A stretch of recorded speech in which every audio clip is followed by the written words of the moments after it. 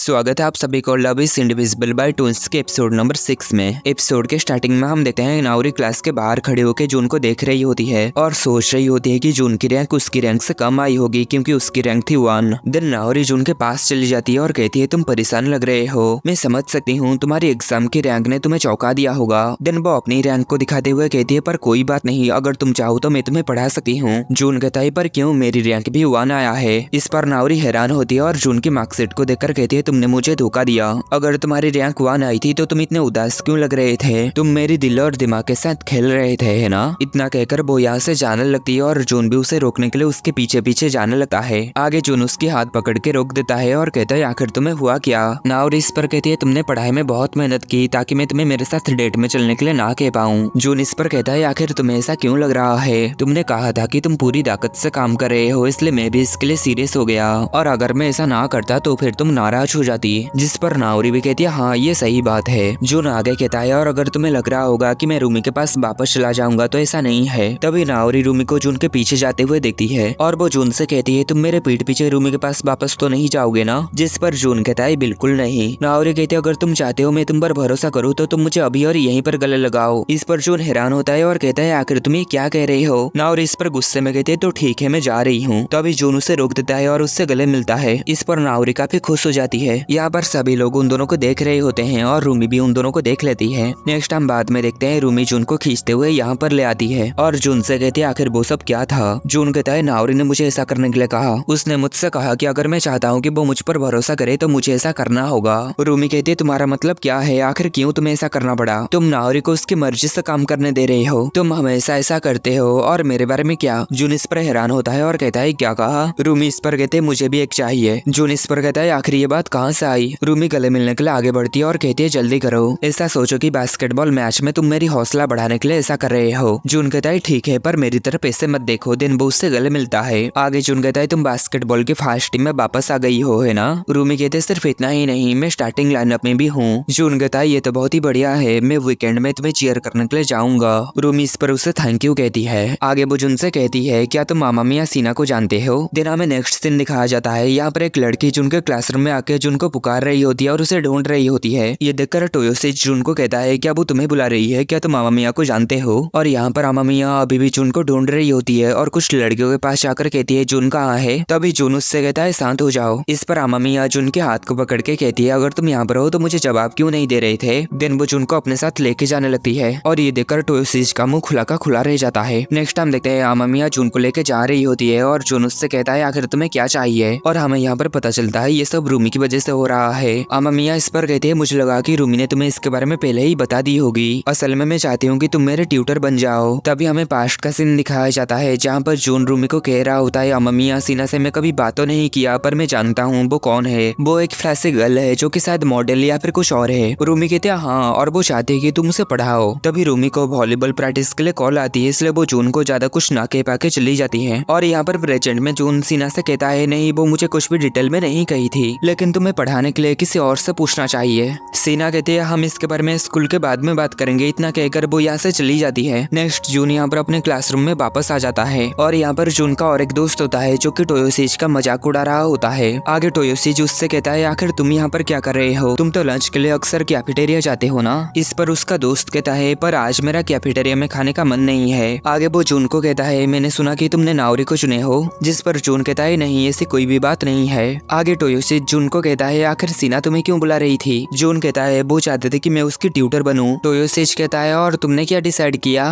जून कहता है कुछ भी नहीं, ये बहुत ही ज्यादा मुश्किल लग रहा है इसलिए मैंने सोचा कि मैं इससे दूर ही रहूंगा। इस पर टोयोसीज कहता है तुम सच में बहुत ही अलग हो, अगर मैं होता तो मैं तुरंत ही उसे एक्सेप्ट कर लेता, नहीं तो उसे जानने का ज्यादा मौका नहीं मिलता। वो सच में काफी ज्यादा सुंदर है, क्यों ना तुम मुझे इस जॉब के लिए उसे रिकमेंड करो। इस पर उसका दोस्त कहता है अगर ऐसा है तो तुम डायरेक्ट सीना के पास जाकर इस बारे में क्यों नहीं पूछते। जिस पर टोयोसीज कहता है मुझे नहीं लगता मुझे ऐसा करना चाहिए। उसे देखकर ऐसा लग रहा था कि जैसे कि वो किसी भी दूसरे लड़के को भाव देना नहीं चाहती थी, पर उसकी संतरे को तो देखो वो कितना बड़ा था, उसे देखकर तो मैं पूरा उत्तेजित हो गया। इस पर जून कहता है मैं इस जॉब के लिए तुम्हें रिकमेंड बिल्कुल भी नहीं करूंगा। नेक्स्ट हम रिरीस और नाउरी को देखते हैं। यहाँ पर नाउरी कह रही होती है मेरी सर दुख रहा है, मुझे घर जाना है, या फिर चलो नोट्स ऑफिस में जाके सो जाते हैं। रिरीस कहते तो फिर क्यों ना हम किसी इंटरेस्टिंग चीजों के बारे में बात करते हैं, जैसे कि ऐसा कोई चीज जो कि तुम्हें चाहिए। अगर तुम अपनी इच्छाओं के बारे में सोचोगे तो तुम्हारा ध्यान दूसरी चीजों से से हट जाएगा। इस पर नाउरी थोड़ा सोचने के बाद कहती है मुझे 10 लाख यान चाहिए। मैं एक डिपार्टमेंटल स्टोर में जाना चाहती हूँ और वहाँ पर कहना चाहती हूँ कि मैं यहाँ की सभी चीजें खरीद रही हूँ। रिरिस कहते हैं तुम तो बहुत ही ज्यादा लालची हो, पर कुछ ऐसा बताओ जो कि थोड़ा सा रियलिस्टिक हो।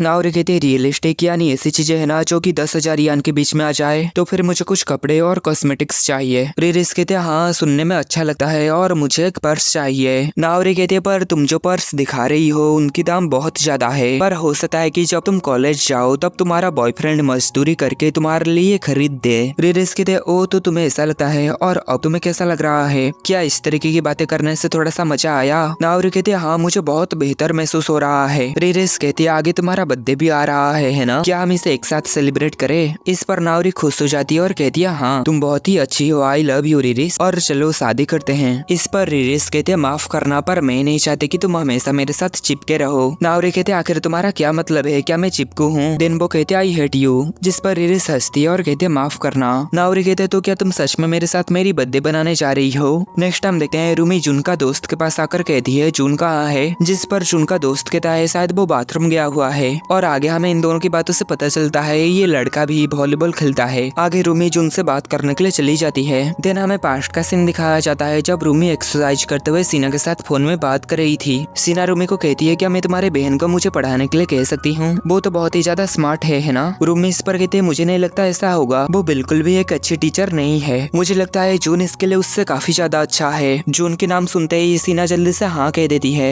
और कहती है तुम दोनों काफी ज्यादा क्लोज हो है ना, मुझे नहीं लगता उससे अच्छा टीचर मेरे लिए और कोई होगा। और रूमी यहाँ पर सोच रही होती है कि आखिर जून के नाम सुनते ही ये इतना एक्साइटेड क्यों हो गई। नेक्स्ट हम देखते हैं ये सभी बात रूमी जून को बता देती है। आगे रूमी कहती है मैंने सीना को सजेस्ट किया कि इसके लिए केमचान या फिर किसी और से पूछो, लेकिन सीना ने पहले ही अपनी मन बना ली थी। जून कहता है मैं समझ सकता हूँ, अगर पढ़ाई के बारे में देखा जाए तो नाउरी के बाद कोई है तो वो मैं हूँ। रूमी कहती है तो ठीक है, मेरी मैच खत्म होने के बाद हम सीना से जाके इसके बारे में बात करेंगे, जिस पर जून भी कहता है ठीक है। रूमी आगे कहती है और एक बात, नाउरी को ये बात मत बताना। जून कहता है क्या इससे कोई प्रॉब्लम होगी? जून आगे कहता है मैं समझ गया, ये दोनों तेल और पानी की तरह है ना, जो कि कभी नहीं मिलते। रूमी कहती है हाँ। जून कहता है पर हमें नहीं पता कि नाउरी स्कूल के बाद क्या करेगी, अगर वो पूरे समय 8 रूम में रहेगी तो हमें कोई परेशानी नहीं होगी। देन जून फोन निकालने लगता है किसी से बात करने के लिए। देन हम देखते हैं जून रिरिस को मैसेज भेजा हुआ होता है। जून मैसेज में लिखा हुआ था मुझे तुम्हारे साथ कुछ बात करनी है, बस नाउरी हमारे साथ ना होनी चाहिए। ये पढ़कर रिरिस हंसती है। नेक्स्ट हम देखते हैं ये दोनों अकेले में बात कर रहे होते हैं और जून यहाँ पर सीना के बारे में सब कुछ बातें रिरिस को कह देता है।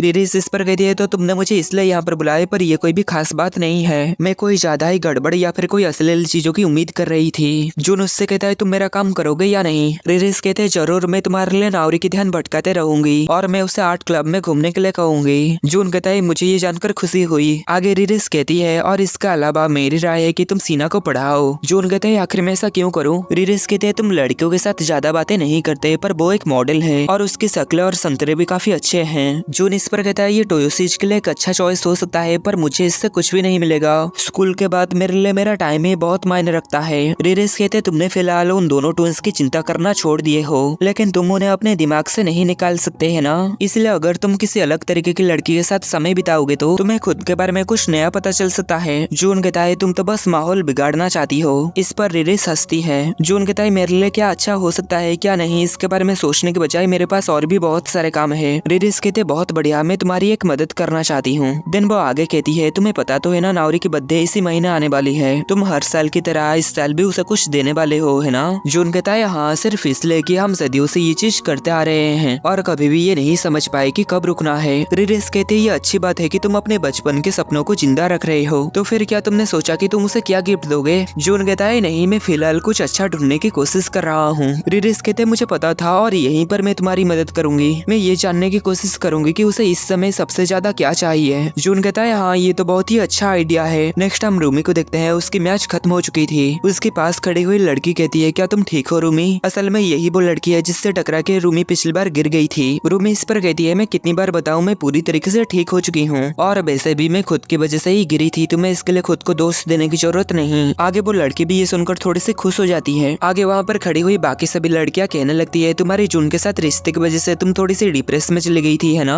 और इसलिए तुम इतना अच्छा परफॉर्मेंस नहीं दिखा पा रही थी, पर अब तुम्हें देखकर ऐसा लगता है तुम्हारी सिर से सारा बोझ हल्का हो चुका है। नाउरी ये सुनकर हैरान होते है कि आखिर इन सबको ये बात कैसे पता। उसे लगा कि रीरा ने ये सभी बातें इन सबको बताई है। पर रीरा कहती है नहीं, मैं इन सबको कुछ भी नहीं बताई। रूमी कहते तो फिर तुम सबको पता कैसे चला? ये सभी कहती है क्या तुम्हें लग रहा था कि तुम इसे सीक्रेट रखे हुए हो? आगे और एक लड़की कहती है हमने तुम्हें और जुन को सीढ़ी के पास किस करते हुए देख लिए थे। इस पर रूमी काफी ज्यादा शर्मिंदा हो जाती है। आगे वो सभी रूमी की और भी मजाक उड़ाने लगती है, पर रूमी गुस्से में चिल्ला के उन सभी को चुप करवा देती है। नेक्स्ट रूमी सीना के पास आ जाती है और उससे कहती है मुझे आने में देर तो नहीं हुआ ना? सीना कहती है नहीं, मैं भी अभी अभी क्लास से बाहर आई, क्योंकि मैं फेल हो गई थी इसलिए उन्होंने मुझे वर्कशीट फिलअप करने के लिए दिए थे। और आगे वो हंसते हुए कहती है पर मैंने उसे फिलअप ही नहीं किया ना। और इस पर कहती है पर क्यों? सीना कहते हैं क्योंकि उसे पूरा करने में देर हो रही थी। रूमी कहती है और जुन कहाँ गया? सीना कहते हैं मुझे क्या पता, शायद वो कहीं खाई में गिर गया होगा। तभी अचानक से जुन उसके पीछे आ जाता है और कहता है गलत। सीना उसे अचानक से देखकर डर जाती है और वो कहते हैं मुझे ऐसा अचानक से मत डराओ, मेरी दिल लगभग बाहर ही आ चुकी थी।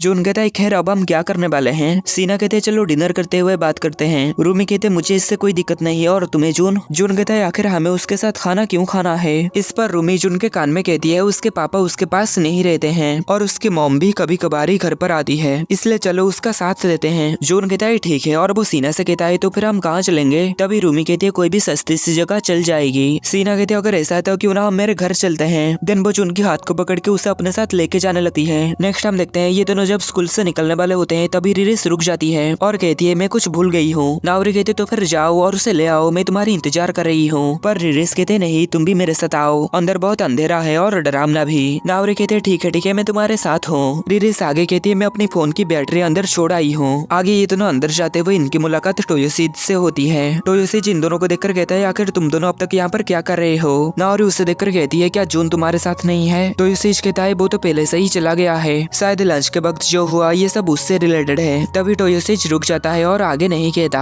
नावरी उससे पूछती है लंच के वक्त क्या हुआ था? टोयोसिज इस पर हड़बड़ाने लगता है और कहता है इसकी चिंता मत करो, कुछ भी नहीं हुआ। और रिरिस यहाँ पर अपनी बैटरी लेने के बहाने यहाँ से चली जाती है। नावरी टोयोसिज से कहती है मैं एक बार फिर से पूछ रही हूँ लंच के दौरान क्या हुआ था? नेक्स्ट हम देखते हैं जून और रूमी सीना के घर आ चुके थे और वो दोनों उसकी इतनी बड़ी घर को देखकर हैरान हो रहे होते हैं। जून सीना से पूछता है क्या तुम यहाँ पर रहती हो? सीना कहती है हाँ ये बहुत ही अच्छी जगह है ना, और यहाँ पर आसपास और कोई भी बिल्डिंग नहीं है इसलिए मैं हमेशा नंगी घूमती रहती हूँ। जून ये सुनकर शर्मा जाता है। आगे सीना कहती है और एक बात, हमारे पास एक बिल्ली है। देन वो उस कैट को लाके रूमी को दिखाती है। रूमी कहती है आखिर इसका नाम क्या है? सीना कहती है इसके नाम है आइन। रूमी को ये काफी पसंद आती है और वो कहती है ये कितनी क्यूट है। सीना कहती है मुझे एक डॉग चाहिए थी पर मेरे मॉम को डॉग्स पसंद नहीं है। आगे सीना रूमी को कहती है इससे पहले कि हम बात शुरू करें क्या मैं तुमसे कुछ पूछ सकती हूँ? रूमी कहती है हाँ पूछो। सीना इस पर उसके कान में कहती है क्या तुम जून को पसंद करती हो? रूमी इस पर उसे झूठ कहती है कि नहीं, और आगे वो कहती है आखिर तुम्हें क्यों पूछ रहे हो? तभी सीना कहती है ठीक है मुझे मेरा आंसर मिल गया।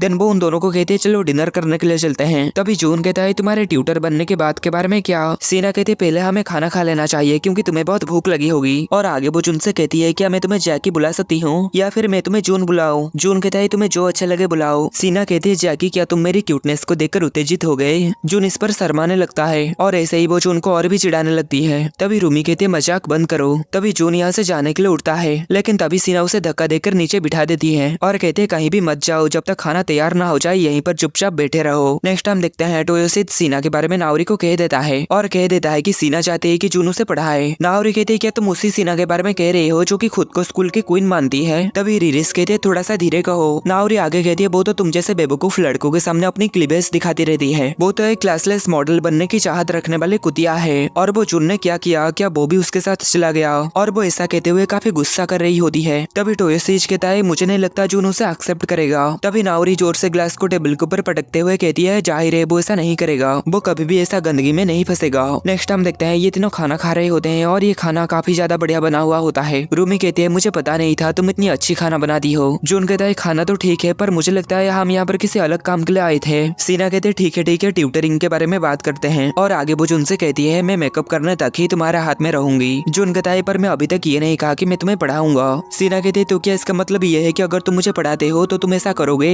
जून कहता है बकवास बंद करो, खाना खाने के बाद मुझे अपना रिपोर्ट कार्ड दिखाओ। जिस पर सीना कहती है ठीक है। नेक्स्ट हम देखते हैं रूमी और जून जून घर जा रहे होते हैं तभी रूमी जून को कहती है तुम्हें इसमें घसीटने के लिए माफ करना। जून कहता है तुम्हें इसमें माफी मांगने की कोई भी बात नहीं है और आगे कहता है एथलेटिक्स मीट्स आने वाली है, तुम्हारी प्रैक्टिस कैसा जा रहा है। रूमी कहती है अच्छा जा रहा है, हालांकि प्रेशर बहुत है। तभी उन दोनों के पीछे नावरी आ जाती है और कहती है तुम दोनों इतनी देर तक क्या कर रहे हो। वो दोनों अचानक से नावरी को देखकर चौंक जाते हैं। जून कहता है हम दोनों किसी काम की वजह से बाहर गए हुए थे। तभी रूमी नावरी को सभी बातें बता देती है और कहती है हम सीना के घर गए थे, वो चाहते थे कि जून उसे पढ़ाए। नावरी इस पर कहती है ठीक है पर तुम उसके घर क्यों गए थे। जून कहता है ये बस ऐसे ही हो गया। रूमी कहती है पर इसकी वजह से हम आइन से मिल पाए। जून कहता है हाँ पर वो कैट मुझे बिल्कुल भी पसंद नहीं करता था। कैट नाम सुनकर नावरी काफी एक्साइटेड हो जाती है और वो जून से कहती है क्या तुमने अभी कैट कहा। तभी रूमी उसे उस कैट की पिक्चर दिखाने लगती है और इस कैट को देखकर नावरी कहती है ये तो कितनी क्यूट है और वो यहाँ पर बाकी सभी बातें बोल के कैट को देखकर काफी ज्यादा खुश हो जाती है। देन वो सभी अपने अपने घर जाने लगते हैं। तभी नावरी जून को रोक देती है और कहती है तुमने उसे पढ़ाने के लिए मना कर दिया है ना। तभी जून कहता है नहीं, उसकी स्कोर जब तक सही ना हो जाए तब तक मैं उसे पढ़ाऊंगा। नावरी इस पर कहती है पर क्यों। जून कहता है मैं तुम्हें बाद में बताऊंगा। ऐसा कहकर वो अपने घर जाने लगता है और इतने में ये एपिसोड खत्म हो जाता है।